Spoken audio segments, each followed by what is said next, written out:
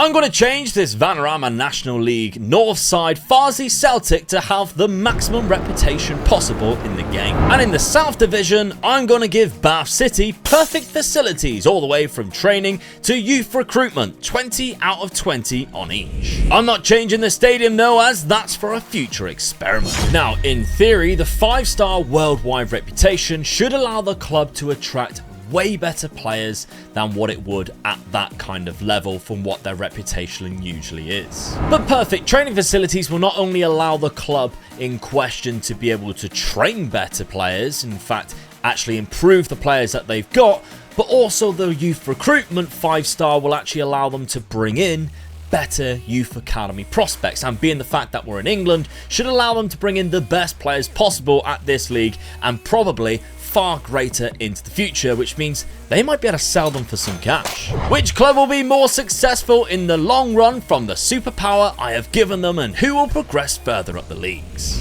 What I find quite interesting is that they need to be quite fast about it, because the longer you spend in lower divisions, the quicker your reputation's going to disintegrate, and also your facilities, if you haven't got the money to keep upgrading them, they're going to keep declining and they will no longer be the 5-star facilities that they once were. The catch of this is that for these to play into effect, it is going to take a couple of years, because Farsley, as we can see in this first season, are not one of the best clubs in the division, and they finished in 13th despite having a worldwide reputation. So the fact that they are given that worldwide reputation and can attract better players has played no effect on how they've actually done this season. And if we take a look at the transfers, yes, they have brought in quite a lot of players. Maybe they never would have been able to get these players if it weren't for the fact that they have 5-star reputation. It still only led to them having a mid-table finish. And how equal was it that Bath finished in 12th place, again exactly in the mid-table, despite having 20 out of 20 for all of their facilities. Obviously, the fact that they're going to bring in better players might start from their season number 1, but it's not going to play into effect until they develop and grow into a better player. So maybe we're going to see a lot better players come through. They've obviously lost quite a lot of players throughout this season through their youth academy, if they do bring in youth recruitment, and then we can start seeing Bath City climb up the ranks. To give you an idea on how much reputation they're going to lose each season, Farsley are already down to 9,529, so they lost just over 400 reputation points from still being in this league. It's not going to affect them too much, but after 5 years, that's going to play a big effect and they will no longer be the powerhouse reputation-wise. Going a further season, and Farsley have slipped down even further into 17th place, and their reputations took another hit. They are now only 4.5 stars, and if we take a look at that as number-wise, 8,377. They've lost 1,000 points in reputation in just that one bad season. Bath, however, have really improved. They finished in 4th place and they were very unlucky in the playoffs. They didn't get to the final of the playoffs, but they were knocked out in the, looks like the first round by Enfield Town, who, yeah, I mean, they should be beaten then. They only have 5 training facilities going forward. But Bath, I think, have got that progression. They are starting to lose some of their facilities. Youth facilities are already down to 19, but maybe they're bringing in the players through their youth academy, which are going to be a little bit better. We can see there's quite a lot of 17-year-olds here, and yeah, maybe they're going to produce better players and actually progress through the leagues a lot faster at the beginning stage of this experiment. It took just one more season for Bath to actually get promoted. They finished on 95 points, finishing 2nd in the league, but they had to go through the playoffs and they managed to do that. Of course, only having 2 promotion slots in the Vanarama National League South, they went up on penalties against Hemel Hempstead in the final there, so they have progressed. What about Farsley Celtic though? Well, it hasn't been as kind. They have gone into 9th place, and that's a big step up from the 17th or 18th place they were before, but again, they've lost a lot of ground in their reputation, down to 4-star reputation, which is still really high for this league, of course, but now down to 7,598. To put it into perspective, the team that went up, Kidderminster, they have 1-star reputation, which is not a lot at all, which is roughly about 2,700. With the race now on, with Farsley needing to catch up on Bath, they've done it this season after Finishing in second place, the same situation. They went up through the playoffs with Filed finishing in first place on 93 points, 89 points Farsi managed to get, which in the final they beat Brackley 3-0. Nice and easy there. Ross Wilcox did manage to take them up, but their reputation again took a big hit, down to 3.5 star, and if you take a look at that, that's 7,157. Maybe it won't drop off as much now that they're in the Vanarama National League. Speaking of which, maybe they still have to catch up. Has Bath managed to do it?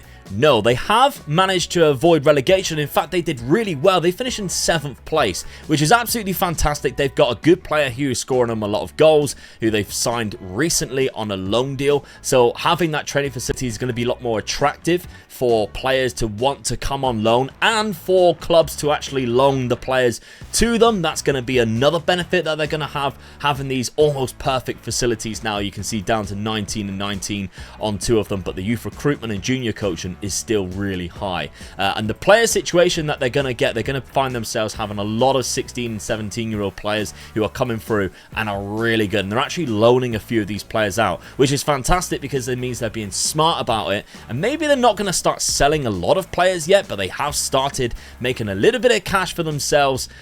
I can see them start making a little bit of money from this. Well, this race has become super interesting now because both of them in the Vanarama National League for the first time. Of course, Bath has their second season there, have been promoted. Farsley, they went up into the Vanarama National League and then quickly won it straight away. 83 points, obviously nowhere near what it was in real life this season with Wrexham and Notts County. But Farsley, even though they lost 13 games, are still champions. They had the best striker, it seems, who looks absolutely phenomenal. Of course, having that reputation, managed to attract a player who has been playing League One football the season before, played all 42 games, a lot of them were off the bench, but he was willing to come to Farsley in the National League and score 22 goals and carry them to the championship. Bath managed to go through in the playoff situation, which is fantastic for them, which means they don't fall behind. They had Harrison White here, who come through their youth academy, and this is exactly what I'm talking about. He is wanted by 16 different clubs, and a lot of them are championship clubs, and there's minor interest from some Premier League clubs there with Luton and MK Dons, who have managed to get themselves into, I mean, they've been relegated, but they were up there. They were in the Premier League, and it's always weird when you see something like that happen, considering where they are in real life. But they've managed to do it. Both teams will be playing in the Football League next season. I don't know whether it's for the first time ever. I'm not quite sure about their histories, but they're both there at the same time in this experiment. Farsley, despite falling behind very early on, have really hit the ground running now. Back-to-back promotions, and again, they are champions. I don't believe it. 83 points, they finished above massive clubs like Swindon. Wrexham are in this division as well. Sheffield Wednesday, they finished way above them. Bath are just below Sheffield Wednesday in the top. They topped the second half of this division, but they're still in it. That's what I like about it. But as we can see, Farsley have 2 really good players here, are scoring a lot of goals that they've managed to pick up. They've loaned him actually from Leeds, so it's actually a Premier League club loaning out one of their youngsters. And they've also got Tom Bloxham here, who seems to be quite good in the lower leagues too. He managed to get quite a lot of goals and assists this season, so they've done very well yet again. And it's still Ross Wilcox who's taken them through that. We can see they're playing this very strange formation, which is working for them, and their reputation has not dropped off as much as what I thought it would, even though they're still in these low divisions. 6,656. So in the 2 seasons where they keep getting promoted, their reputation is not dropping off. It's still dropping off a little bit, but nowhere near the maximum amount of what it was when they were in the lowest division possible. But Bath, now they play catch up. And their training facilities and youth facilities has dropped down to an 18. They've replaced their manager as well.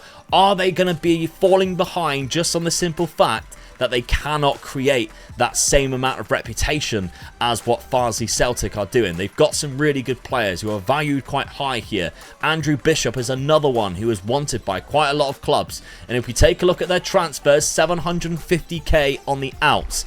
is that, there we go, Reece Davis is a big player that's gone to Forest Green there for 450. We got Keith Charles, who's gone out for quite a lot of money as well to Rotherham. Are they selling any players before that? 275k. All right, now they are playing catch up. We'll go forward a little bit further into the future and see what happens. 2034, so we've got about 6 years into the future, and both clubs are in Sky Bet League 2. Now, Farsley have just got promoted yet again.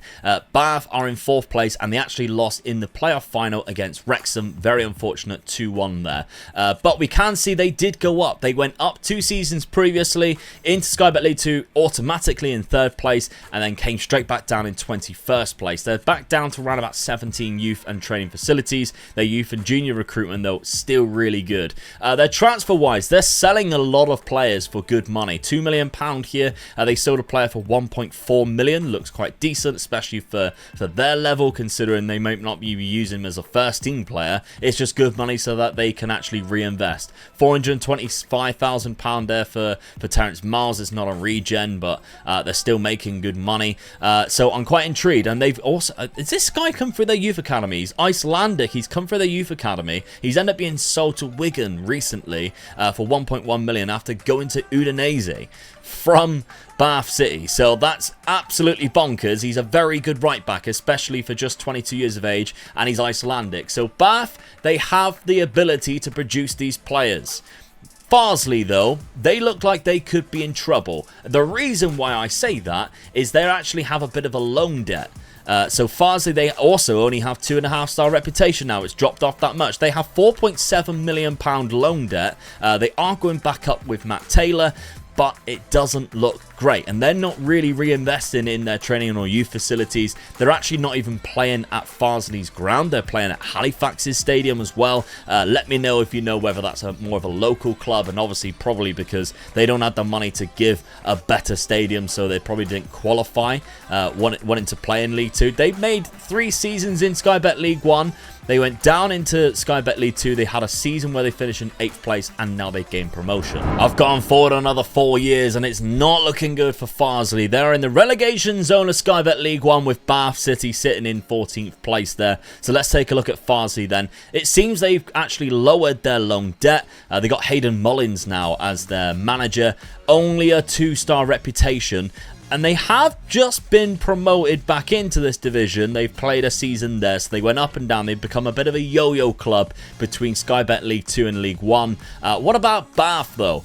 They seem to have been secured their position for the last 2 seasons. So they got promotion right after we last checked. That was 2034, where they finished in 4th place. They finished in 3rd the season after, still under Jonathan Hogg as well. And they got 2 back-to-back seasons in 9th place there. Now they're in 14th. So a little bit less than what they were previously. A lot of their players seem to be young and good, like Lee Whitehouse.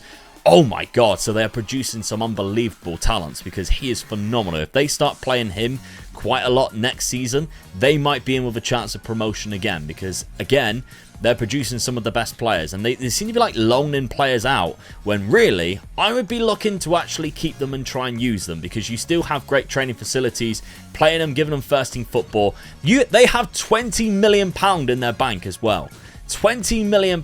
I don't think their stadium would have 5,000 capacity. Maybe I should have checked that previously. It might do, but they might have extended that, and so it obviously meets the League 1 regulations. But they seem to be doing really well for money, and they're selling a lot of players. Joseph Colwell here, they sold, I mean, I would have been selling him for that much too, for £5.75 million.